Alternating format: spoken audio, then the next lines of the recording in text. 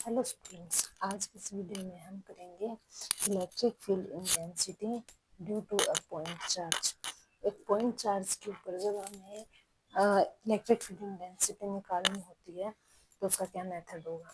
सबसे पहले मान लेते हैं कि हमारे पास इधर कोई पॉइंट ओ है जिसके ऊपर हमारा चार्ज क्यू रखा हुआ है और इससे आर नॉट डिस्टेंस के ऊपर ये वाली जो हमारी डिस्टेंस है आर नॉट, इसके ऊपर कोई पॉइंट पी है जहाँ पर हमारा एक दूसरा चार्ज क्यू नॉट रखा हुआ है।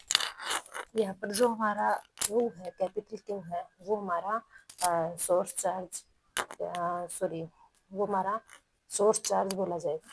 और ये जो पॉइंट पी के ऊपर जो चार्ज क्यू नॉट रखा हुआ है इसे हम टेस्ट चार्ज या फिर पॉइंट चार्ज बोलेंगे। अब हम मान लेते हैं कि हमें पढ़ा था कि जो कुलाम्स लॉ है उसके अकॉर्डिंग फोर्स का हमारा जो फॉर्मूला था वो है 1/4 pi epsilon nought Q1 Q2 divide by r square.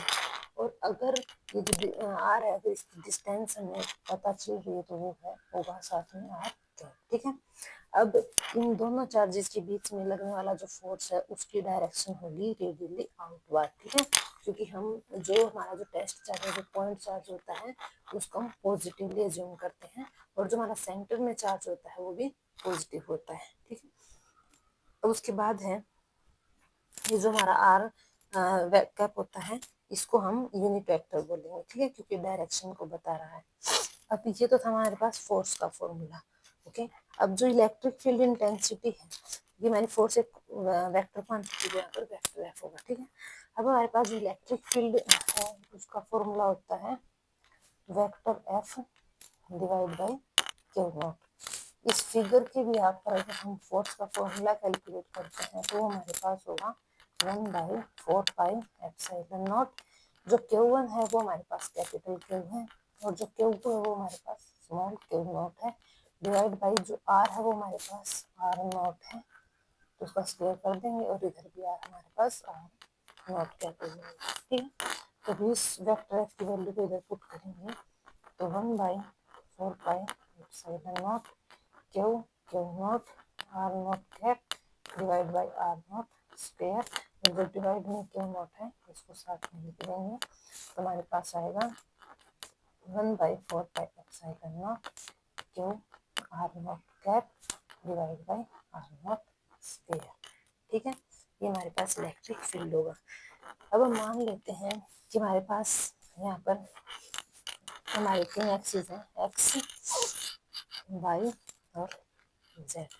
ठीक है, और यहाँ पर इनका ओरिजिन ओ है।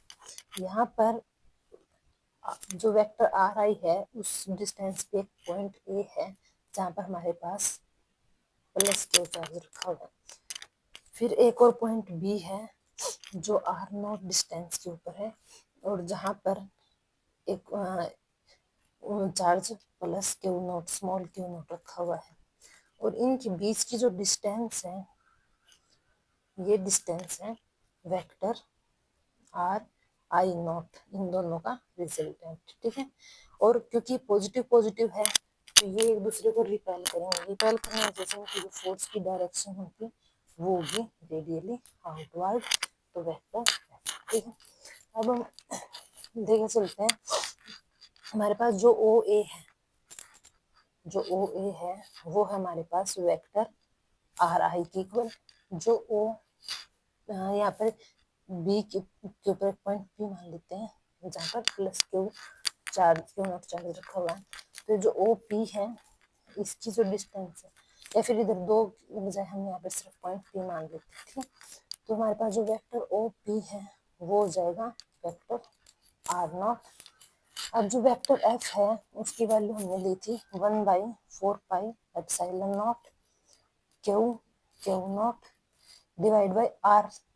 तो अब हमारा जो डिस्टेंस होगी वो हम लेंगे ये जो रिजल्टेंट है जो ए और पी के बीच की जो डिस्टेंस है वो, तो ये हमारे पास होगी आर आई नॉट स्क्वेयर और इसी का unit vector are i nought cap. ठीक है, is equal to 1/4 pi epsilon nought q nought divide by r i nought square. और हमने आर कैप का फॉर्मूला क्या था, आर कैप का फॉर्मूला हमारे पास होता है vector R divide by magnitude of vector R, और magnitude of vector R equal होता है वेक्टर आर के। तो इधर हमारा आर आई नोट है, तो इधर हर जगह हम आर आई नोट कर देंगे, मिल जाएगा हमारे पास R I not, R I not, ठीक है। अब इस ये जो हमारे पास vector R R I not cap की जो वैल्यू है, आर आई नोट कैप की ये वैल्यू हम इधर पुट कर देंगे, तो ये होगी vector are I note divide by इसका जो मैग्नीट्यूड है वो हमारे पास इक्वल होगा वेक्टर आर आई नोट के, ठीक है। तो इसको हम लेंगे, सॉरी इधर ये वेक्टर नहीं लगे, नहीं वेक्टर आएगा, ठीक है। अब इसको लेंगे 1/4 pi epsilon nought Q Q nought divide by, हमने इसमें पढ़ा था कि सेकंड में से फर्स्ट को माइनस करना होता है, तो इधर 2 पावर इसकी और 1 पावर इसकी, तो क्यूब हो जाएगा, ठीक है। तो अभी हमें ये इसको हम क्यूब लिखेंगे आर आई नॉट क्यूब, और ये वेक्टर आर आई नॉट, ठीक है। उसके बाद है इधर लेंगे इसको 1/4 पाई एप्सिलॉन नॉट, ये होगा Q Q not vector R, इसको सेकंड में से फर्स्ट को माइनस करना होता है, तो vector R not minus vector are I divide by vector magnitude of vector R not minus vector are I, ठीक है।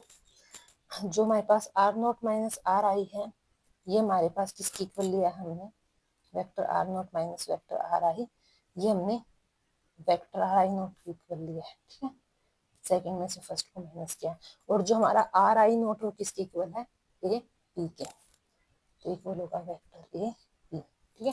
अब हमारे पास इलेक्ट्रिक फील्ड का जो फॉर्मूला था vector E is equal to, वो था vector F divide by q nought, तो इधर वेक्टर एफ की हमारे पास वैल्यू है 1/4 pi epsilon nought Q Q not vector R not minus vector are I divide by magnitude of vector R not minus vector are I का cube, और साथ में ये जो फॉर्मूला के अंदर जो हमारे पास डिवाइड में क्यू नॉट था इसको लिख देंगे, तो क्यू नॉट से क्यू नॉट कैंसिल हो जाएगा, तो हमारे पास ये आएगा 1/4 pi epsilon nought Q vector R not minus vector are I divide by vector R not minus vector are I का क्यूब, ठीक है। ये हमारे पास रिजल्ट होगा, ओके। अगर आपको ये वीडियो पसंद आता है then please like comment share and subscribe the video, thank you.